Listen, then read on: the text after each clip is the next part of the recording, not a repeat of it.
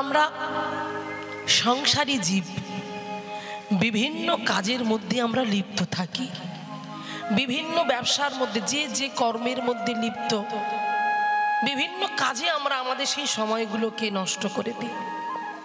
কিন্তু ভগবানের কাছে আমাদের যাওয়া হয় না, ভগবানের কাছে গিয়ে আমাদের বসা হয় না, তার চরণে গিয়ে একটু পুষ্পাঞ্জলি দেব, সেটুকু পর্যন্ত আমাদের হাতে সময় নেই। কেন? আমরা খুব ব্যস্ত মানুষ। হ্যাঁ, একটা গান আছে না, আমি সকল কাজের পাই হে সময়, শুধু তোমারে ডাকিতে পারি না।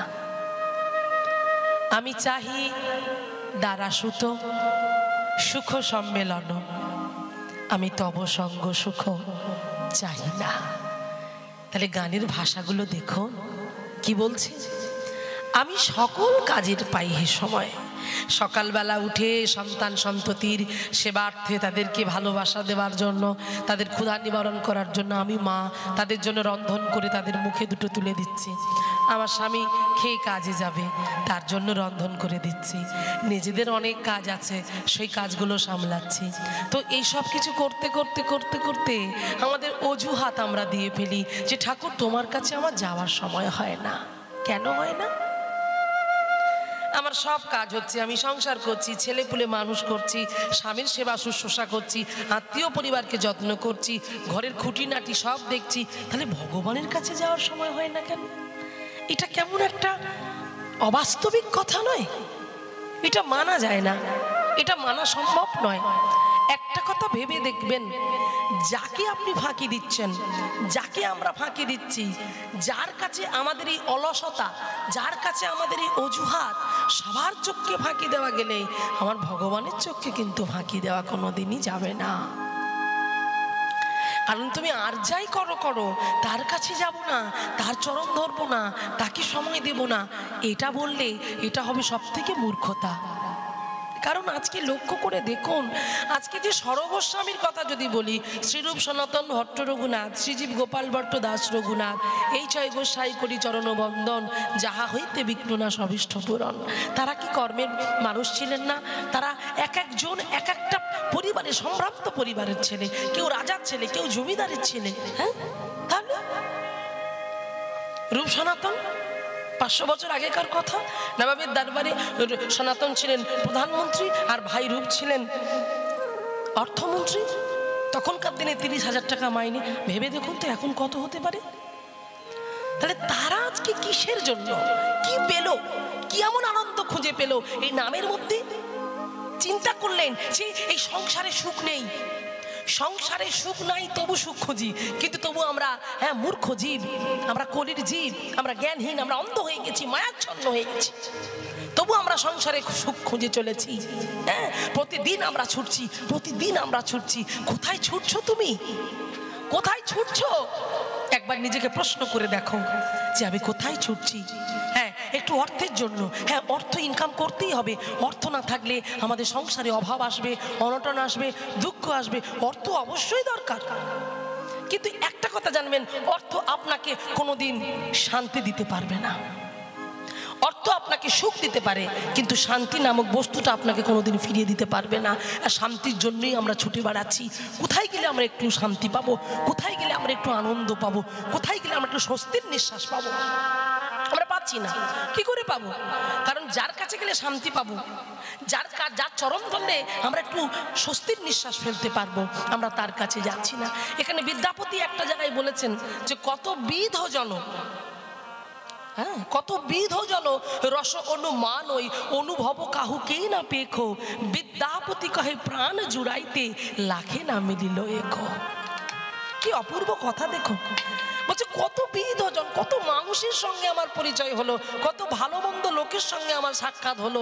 যে জ্ঞানী তার জ্ঞানীর অহংকার, যে পণ্ডিত তার পাণ্ডিত্যের অহংকার, যে বাগ্মিকতা মানে যে ভাষণ দেয়, হ্যাঁ, তার বাগ্মিকতার অহংকার। তাহলে সবাই সবার অহংকারে মত্ত, আমি অমক, আমি তমক, আমি এটা, আমি সেটা।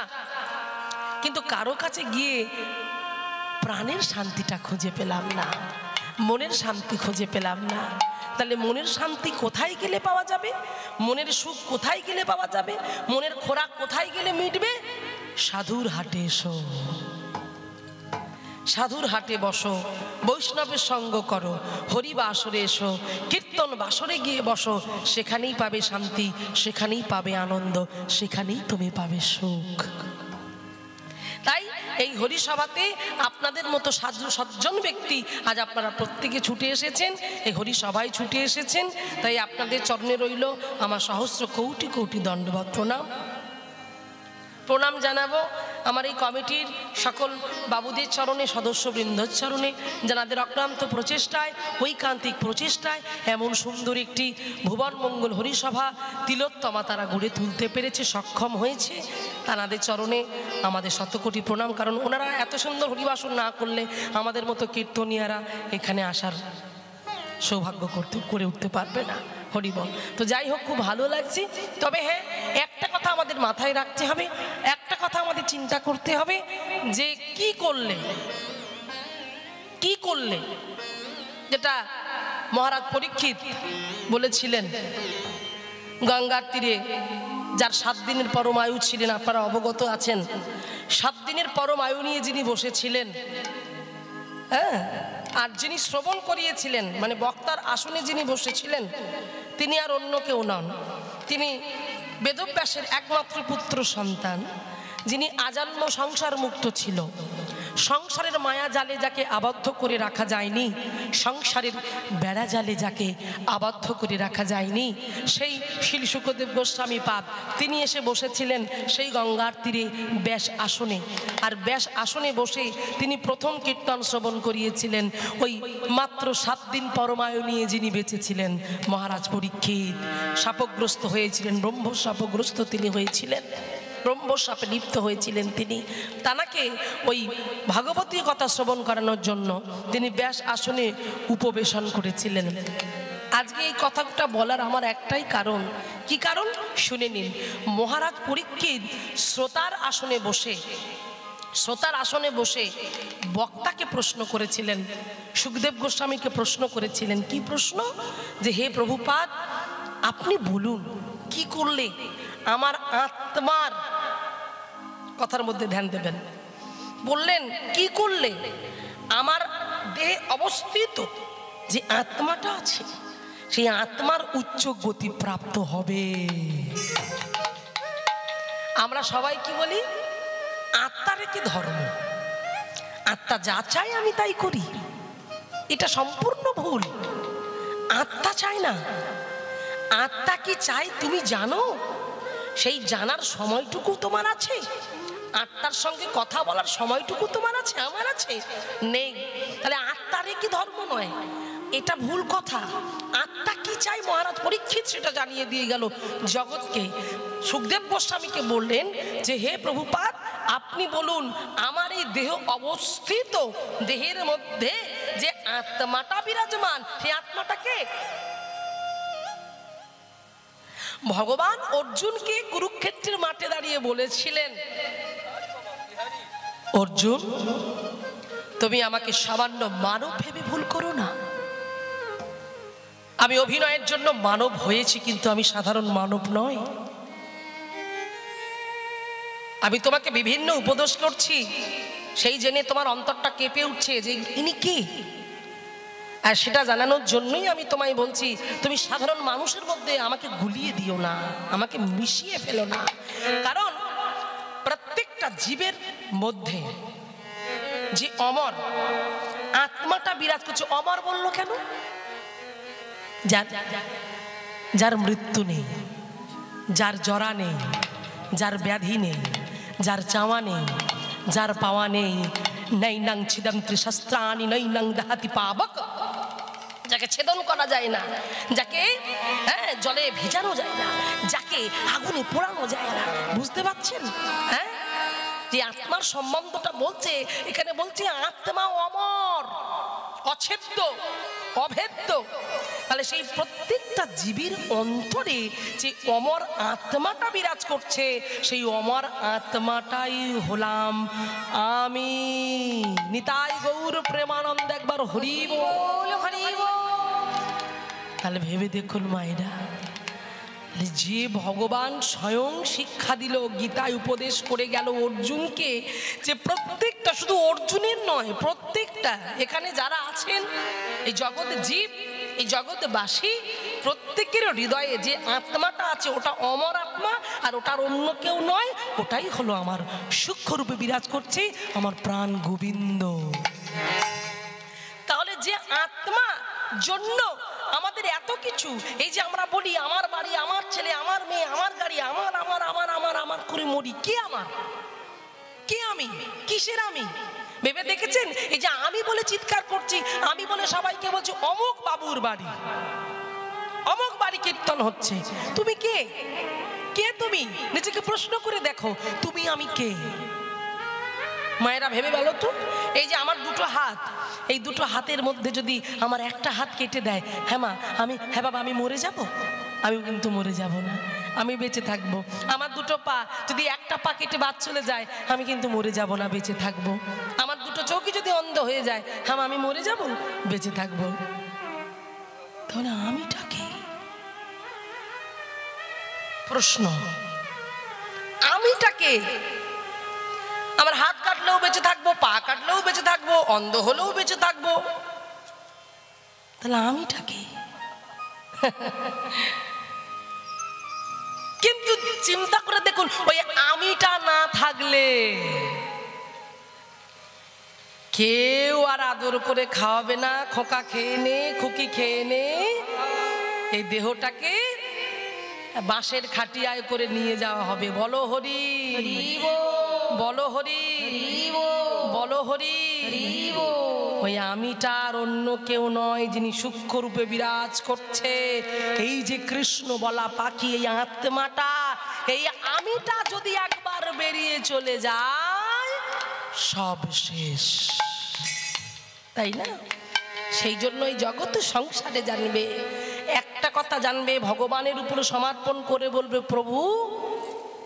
একটা গান আছে আপনারা শুনেছেন, যেখানে বলছে, কি বলছে, আমি যন্ত্র তুমি যন্ত্রী,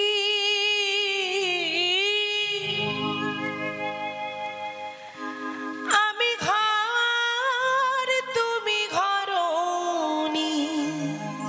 কি বললেন? আমি যন্ত্র তুমি যন্ত্রী, আমি ঘর তুমি ঘরণী। তাহলে এটা একটা যন্ত্র বাবা, এই যে একটা স্ট্যান্ড, তার সঙ্গে একটা মাইক্রোফোন আছে, এটা একটা যন্ত্র। এটা বন্ধ হয়ে গেলে আমি যতই গলা ফাটিয়ে চিৎকার করি না কেন, আপনারাও শুনতে পাবেন না, আমার কীর্তন করে সুখ হবে না। তাহলে এটা শুধু তো থাকলে হবে না, স্টেজে থাকলে তো হবে না, তাহলে একে চালনা করতে হবে। তাহলে একে চালাতে গেলে কার দরকার? যন্ত্র যদি পড়ে থাকে লক্ষ জনার মাঝে, লক্ষ জনের মাঝে, যন্ত্রী বিনা কি সেই যন্ত্র বাজে, যন্ত্র বাজে। তাহলে এটা যদি যন্ত্র হয়, যন্ত্রী ওখানে বসে আছে, উনি চালাচ্ছেন, তাই চলছে। তাই পার্থিব জগতে আমরাও হলাম যন্ত্র, ভগবান হলেন যন্ত্রী, আমরা ঘর, তিনি ঘরণী। তাহলে কোন ঘর? এই দেহ ঘর। তিনি যেমন ভাবে চালাচ্ছেন আমরা তেমন ভাবে চলছি। হ্যাঁ, আর কি বলছে? আমি রথ তুমি রথী, তুমি যেমন চালাও তেমনি চলি। তাহলে আমি রথ, তুমি রথী, তুমি যেমন চালাও আমি তেমনি চলি। তাহলে কোন রথ? ও মাইরা, কোন রথের কথা বলছে? দেহ রথ। এই আমার আপনার দেহ, এই দেহটা হলো রথ, আর সেই দেহ রথে একজন রথী আছে। রথী না হলে কিন্তু রথ আমাদের চলবে না। আর ভেবে দেখুন, সেটা রথটা চালাচ্ছেন কেমন? ভগবান সূক্ষ্মরূপে বিরাজ করছে। যদি বলেন কি করে বুঝবো, একটু বুকে হাত দিয়ে দেখুন, একটা শব্দ শোনা যাচ্ছে, ঠিক ঠিক ঠিক করে একটা আওয়াজ হচ্ছে। ওই যে আওয়াজ হচ্ছে, শব্দ হচ্ছে, ওটাই তো আমার ভগবান, ওটাই তো রথী। আর ওই রথী যদি তোমার আমার দেহ রথ থেকে নেমে যায়, কি হবে? রথ শ্মশান ঘাটে পুড়ে ছাই হয়ে যাবে, আর রথের কোনো দাম থাকবে না। সেই জন্য বলছে আমি রথ তুমি রথী, তুমি যেমন চালাও তেমনি চলি, সকলে করি আমি সকলি তোমার ইচ্ছা সকলই তার ইচ্ছা। সেই জন্য বলছি আত্মার উচ্চ গতি প্রাপ্ত হবে কি করে সেটা আপনি আমাকে বলুন। তাই এখানে আপনারা যারা এসেছেন, আমরা যারা এখানে এসেছি, আমাদের প্রত্যেকের একটাই কামনা থাকবে, ভগবানের কাছে একটাই প্রার্থনা থাকবে, হে প্রভু যাই হয়ে যাক না কেন এই আত্মার যেন উচ্চ গতি প্রাপ্ত হয়, আমাকে যেন আমি তোমার চরণে অর্পণ করতে পারি, তোমার চরণ ছাড়া যেন আমি কিছু না জানি, এটুকু আশা, এটুকু কামনা করে আমাদের এগিয়ে যেতে হবে। তাই চলুন, অনেক কথা বললাম, এবারে লীলার মধ্যে যাবার আগে লীলার যে গৌরচন্দ্রিকা সেটা আমাদের শ্রবণ করতে হবে। আমরা সবাই জানি সংকীর্তনের পিতা শ্রীকৃষ্ণ চৈতন্য, এই সংকীর্তন যজ্ঞে তারে যে বা ভজেন সে হয় ধন্যাতি ধন্য। চলুন আমাদের মানব জীবনগুলোকে ধন্য করি, মহাপ্রভুর অপূর্ব সুন্দর গৌরচন্দ্রিকার কথা শ্রবণ করে আমরা এগিয়ে যাব লীলার মধ্যে। হরিবল। আজকে যে লীলা আমরা শ্রবণ করতে চলেছি ভগবানের বাল্যলীলার মধ্যে একটি লীলা, অপূর্ব সুন্দর লীলা, সেই লীলা আমরা শ্রবণ করব। আজকে লীলার বিষয়বস্তু হলো ভগবানের ফলক্রয় লীলা। নিতাই গৌর প্রেমানন্দ একবার হরি বল, হরি বল, হরি বল। চলুন আমরা তারই গৌরচন্দ্রিকা আমরা শ্রবণ করি। রাধে রাধে।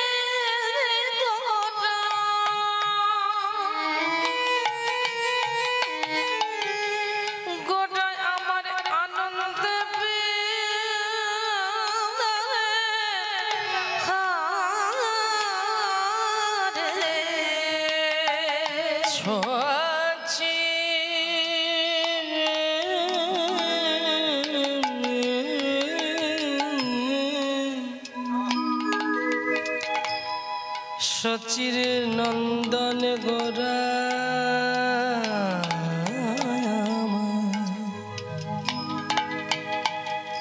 সে যে সচির নন্দন গোরা আমার বিষ্ণু প্রিয়ার প্রাণে বধুয়া অদ্বৈতে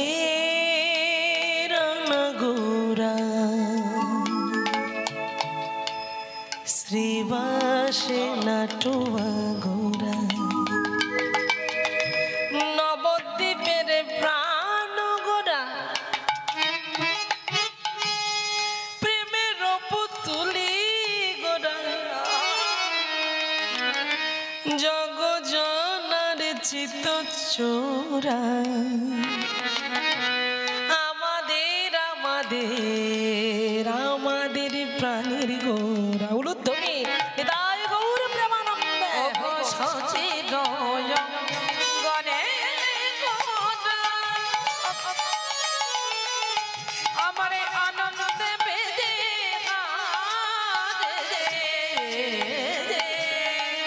ওগো হেন কালে হেন কালে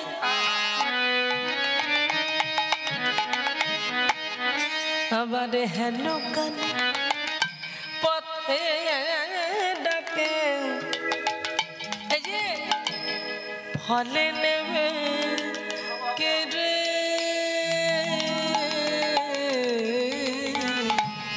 ফলে নেবে কে রে হেন কালে ভালো ভালো আছি গো গালে হেন কালে পথে ডাকে ওগো ফলে নেবে কে রে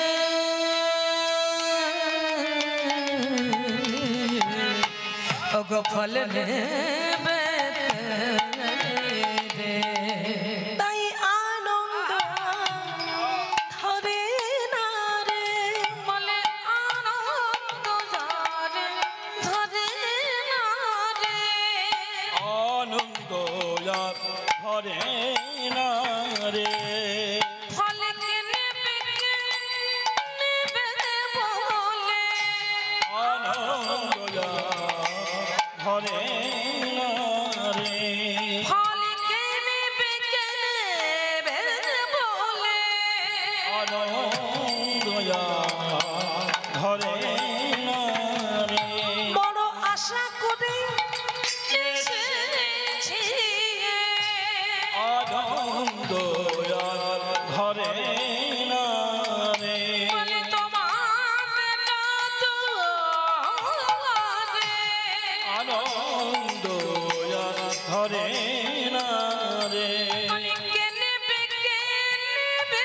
বলে আনন্দ ধরে না রে আমার সচিন দুলাল গৌর হরি আনন্দ ধরে না রে বলে কে নেবে বলে আনন্দ ধরে না রে গৌরী ডেকে ডেকে ডেকে বলে আনন্দ ধরে না রে বড় আশা করে এসেছি আনন্দ ধরে না রে বড় আশা করে এসেছি ওগো তোমাদের দুয়ারে আশা করি সে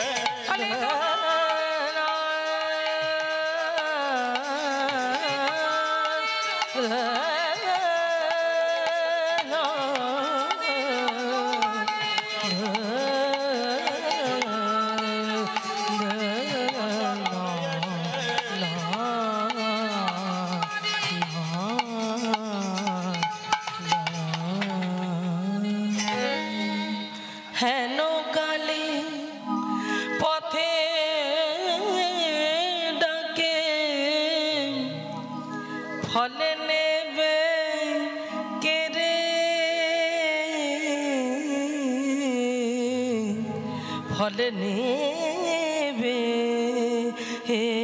কে রে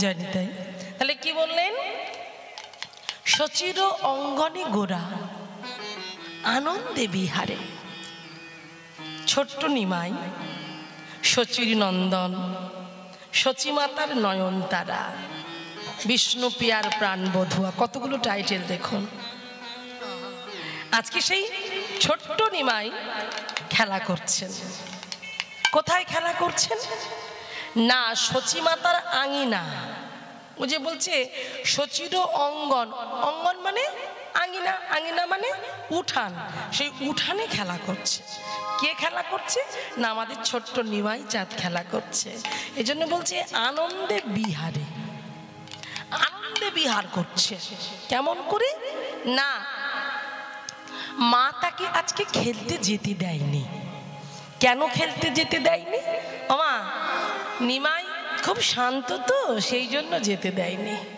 নিমাই শান্ত তো মা খুব শান্ত নাকি রিও আমার ছোট্ট নিমাই চাঁদ এত দুষ্টু ছিলেন এত চঞ্চল ছিলেন যখন সুরধ্বনি গঙ্গার তীরে সাধুগুরু বৈষ্ণবরা গঙ্গার জলে গিয়ে স্নান করতেন, হাতে জল নিয়ে সূর্যদেবের তর্পণ করতেন, আমার নিমাই চাঁদ এত দুষ্টু এত চঞ্চল, মুখের মধ্যে জল নিয়ে কুলি করে তানাদের গায়ে ফেলতেন,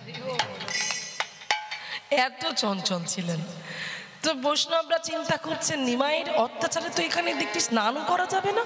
হ্যাঁ, সঙ্গে সঙ্গে তারা চললেন সচিমাতার কাছে।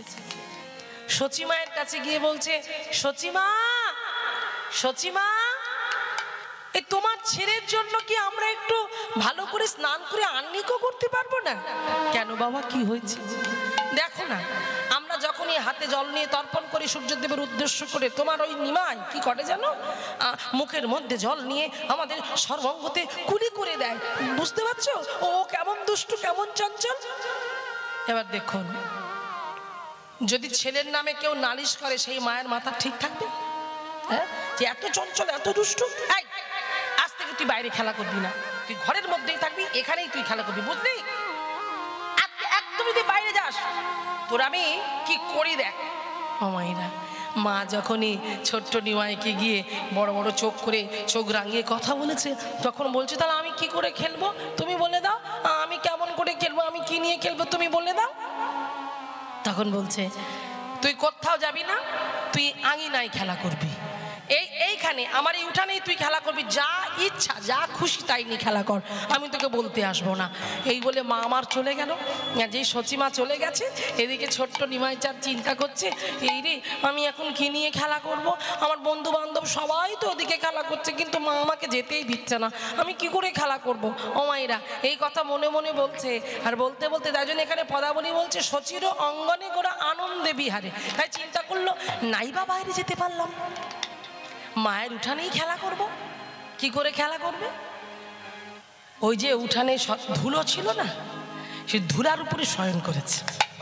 হ্যাঁ, ধুলায় শয়ন করে গড়াগড়ি দিচ্ছে, গড়াগড়ি দিচ্ছে, গড়াগড়ি, হরে কৃষ্ণ হরে কৃষ্ণ হরে কৃষ্ণ, হরি বল হরি বল হরি বল হরি বল। হ্যাঁ, ধুলার মধ্যে গড়াগড়ি দিচ্ছে আর খেলা করছে। তাহলে মা সোনার অঙ্গ, সুন্দর দেহ, ধুলায় গড়াগড়ি দিলে অঙ্গটা কেমন হবে? ধুলো ভর্তি হয়ে গেছে, ময়লা ভর্তি হয়ে গেছে, হরি হরি বল। তাহলে সেই ধুলো মারছে আর আনন্দ করছে আর হাসছে, মাকে ডাকছে, দেখো মা দেখো আমি কি সুন্দর খেলা করছি, আমি কি সুন্দর আনন্দ করছি। হ্যাঁ, মায়ের সাথে ঠিকই নিমাই সর্বাঙ্গতে ধুলো, নিমাই ধুলো মারছে। এই নিমাই, নিমাই কি করছিস তুই? তো সর্বাঙ্গে ধুলো, তুই কি খেলা করছিস? ধুলো নিয়ে খেলা করছিস? ও মা, এখানে মহাপ্রভু জগৎকে শিক্ষা দিল, ধুলা মাখতে হবে। আমরা সবাই জানি ধুলা নয় ধুলি নয় গোপীর পদরেণু, এই ধুলা মাখিয়াছিলেন নন্দের বেটা কানু। তাই জগৎ সংসারে এখানে মহাপ্রভু জগৎকে শিক্ষা দিল, নিচু হও, নত হও। হ্যাঁ, গুরুজনের চরণে হাত দিয়ে প্রণাম করো, সম্মান প্রদান করো, সম্মান করো। আমরা তো সম্মান করতে জানি না, আমরা প্রণাম করতে জানি না, আমাদের মধ্যে সেই প্রেম নেই, আমাদের মধ্যে প্রীতি নেই, আমাদের মধ্যে আকুলতা নেই, আমাদের মধ্যে ব্যাকুলতা নেই। আমরা কি করে সম্মান করব বাবা? আমরা একটু চাকরি বাকরি করতে পারলে, একটু টাকা পয়সা ইনকাম হলে সেই গর্বে অহংকারে আমরা পাগল হয়ে থাকি। তাহলে প্রণাম করব, সম্মান করব কি করে? আমি ভাবি আমি প্রধান, আমি বড়, আমার মতো বড় মনে হয় আর কেউ নেই। এটাই তো ভুল সিদ্ধান্ত, এটাই তো ভুল চিন্তা ভাবনা। কারণ এখানে আজকে স্বামী বিবেকানন্দের কথা লক্ষ্য করে দেখুন, স্বামী বিবেকানন্দ অত বড় শিক্ষিত মানুষ হয়ে, পণ্ডিত হয়ে, তিনি কার চরণ আশ্রয় করলেন? ঠাকুর রামকৃষ্ণ দেবের চরণ আশ্রয় করলেন। তিনি তো এত পণ্ডিত ছিলেন না, তিনি একজন মূর্খ মানুষ ছিলেন। তাঁর চরণ স্মরণ করে আজকে তিনি শিকাগো শহরে গিয়ে গর্বের সঙ্গে চিৎকার করে বললেন, আমি গর্বিত, আমি বাঙালি, আমি হিন্দু, আমি গর্বিত। হিন্দু ধর্মটাকে নিয়ে, সনাতন ধর্মটাকে নিয়ে তিনি বললেন।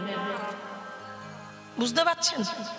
তাহলে গুরুজনের আশীর্বাদ, এই চরণ ধুলা মস্তকে নিলে যে কি হয় আপনারা অনুভব করুন, চিন্তা করে দেখুন। আজকে মহাপ্রভু জগৎকে শিক্ষা দিয়ে দিল, আমরা তো নিচু হতে পারি না, আমরা তো বলতে পারি না, তাই তিনি কোনো জাতের বিচার করলেন না। তিনি কোনোদিন কোনো জাতের বিচার করেনি, কে বড় কে ছোট, কে উঁচু কে নিচু, কে চণ্ডাল কে অচণ্ডাল, কে ব্রাহ্মণ কে অব্রাহ্মণ, কে সাধু কে অসাধু, সবাইকে তিনি কোল দিয়েছিলেন, সবাইকে কোল দিয়েছিলেন আর জগৎকে শিক্ষা দিয়েছিল। আর শিক্ষা দেওয়ার জন্যই নিজে দাপরের কৃষ্ণ কলিযুগে গৌর ভগবান হয়ে এসেছেন। তাহলে চিন্তা করলেন, সত্যযুগে আমি রাজবেশ পড়েছি, সত্যযুগে আমি মারামারি করেছি, অস্ত্র ধরেছি, ত্রেতা যুগেও আমি রাজবেশ পড়েছি, দাপর যুগেও রাজবেশ পড়েছি, কিন্তু কলিযুগে আমি আর রাজবেশ পরব না। কলিযুগে আমি কাঙাল হব, কলিযুগে আমি ভিখারি হব। আমি জগৎকে শিক্ষা দেব, হেবে অস্ত্র না ধরিব, প্রাণে কারো না মারিব, হরি নাম দিয়ে চিত্ত শুদ্ধি করাবো সবার। তাই নিজে নিজে আচরণ করলেন, আপনি আচরি ধর্ম জীবের শিখায়, নিজে আচরণ করে জগৎকে শিক্ষা দিলেন, তোমরাও এইভাবে চলো, তোমরাও আমার দেখানো পথে হাঁটো, আমার দেখানো পথে তোমরা অগ্রসর হও।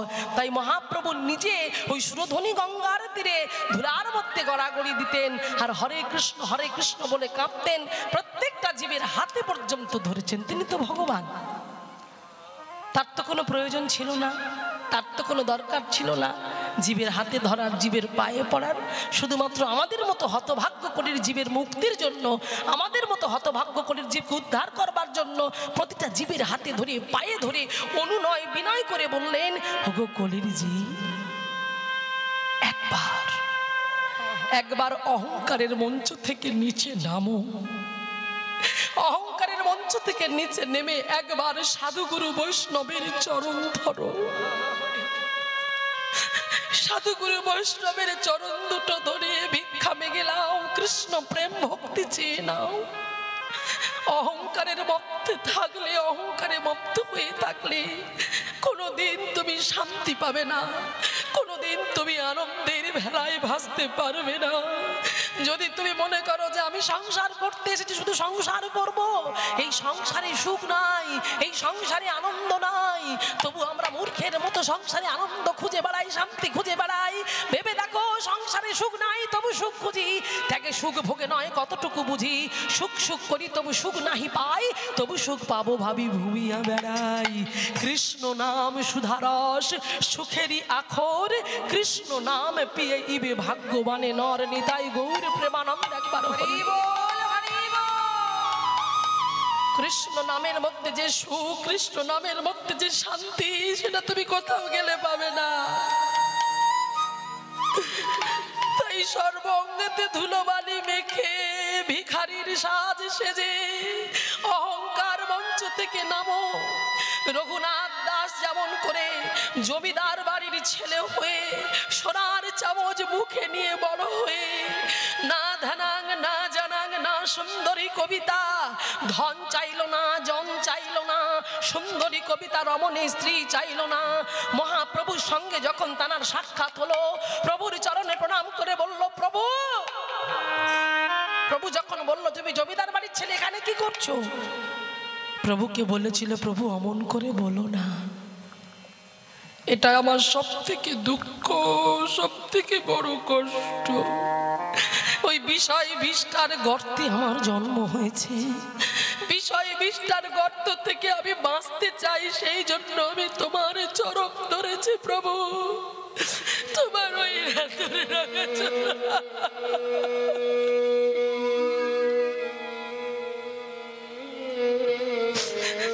আমি কিচ্ছু চাই না, আমি জমিদারের ছেলে ওই কলঙ্কটা নিয়ে বাঁচতে চাই না। আমি সব কিছুর মায়াকে ত্যাগ করে আমি কৃষ্ণর নামের ভেলায় ভাসতে চাই, হরি নামের ভেলায় ভাসতে চাই।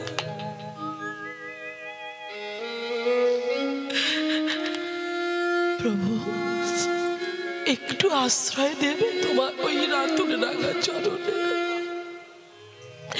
কত পতিতকে তুমি কোল দিয়েছ, আমি শুনেছি। জগাই মাধায়ের মতো পাষাণ্ডকে তুমি উদ্ধার করেছ। চপল কপালের মতো পাষাণ্ডকে তুমি উদ্ধার করেছে, তবে আমি কেন পারবো না?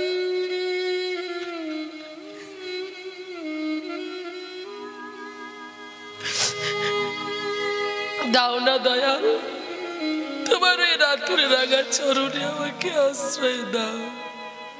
ভক্তমণ্ডলী, বাবা ভক্তিমতী মায়েরা ভেবে দেখুন তো,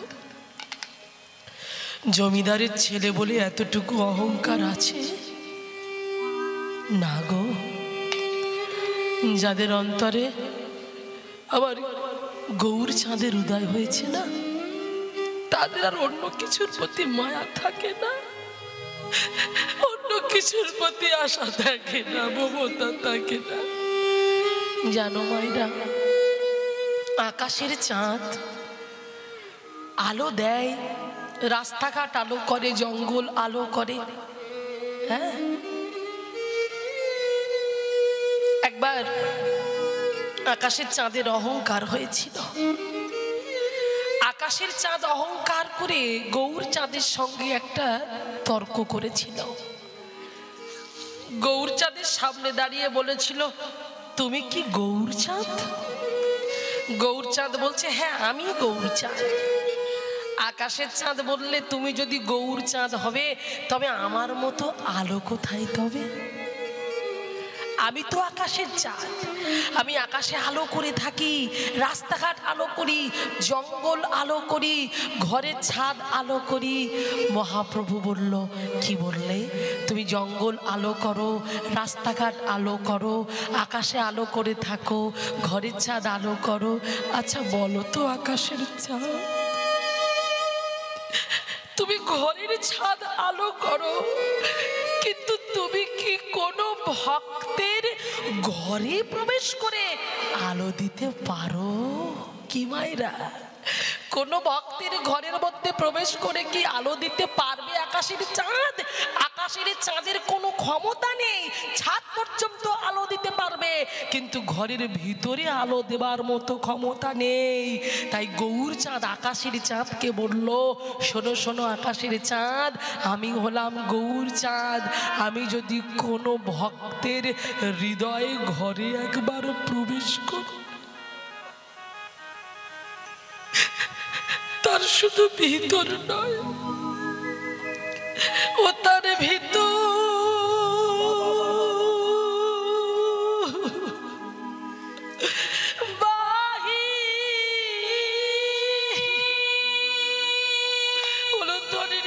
গৌর প্রেমানন্দ একবার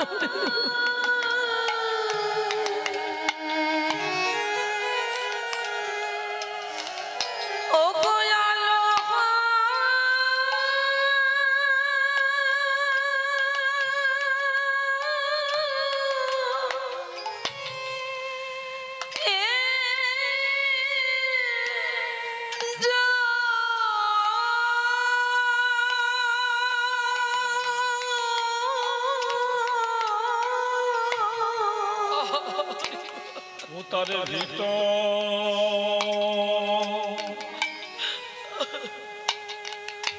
ভিতর বাহি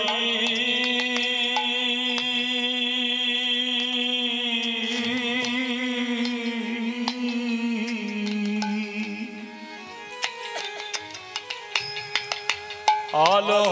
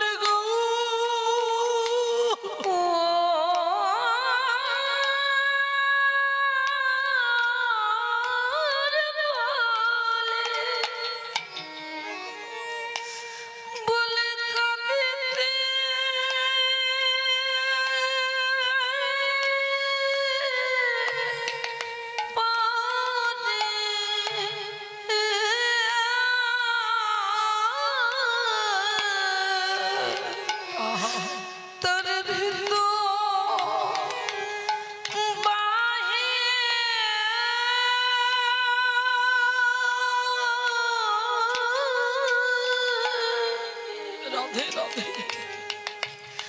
ও গো আল্লাহ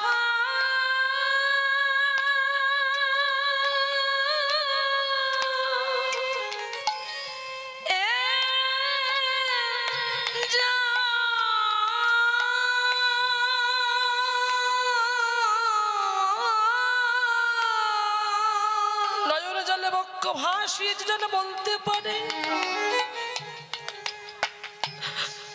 গৌরী একবার কৃপা করে আমার অন্তরে আমার হৃদয়ে মাঝে এসো। আমি পতিত, আমি জ্ঞানহীন, আমি কিছু জানি না গো কত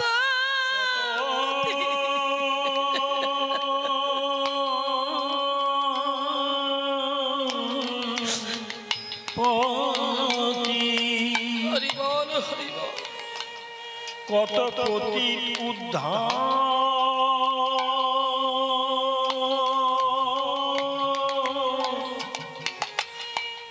উদ্ধারিল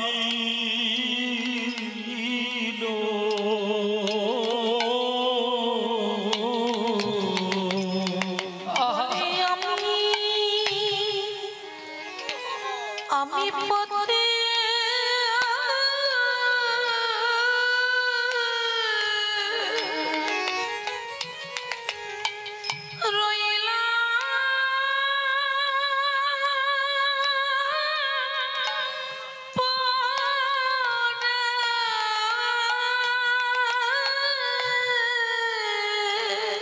তাই আমার গৌরী চাঁদ যদি কারো হৃদয় আকাশে উদয় হয়, তার সংসারের বাহ্যিক জগতের কথা সে ভুলে যায়।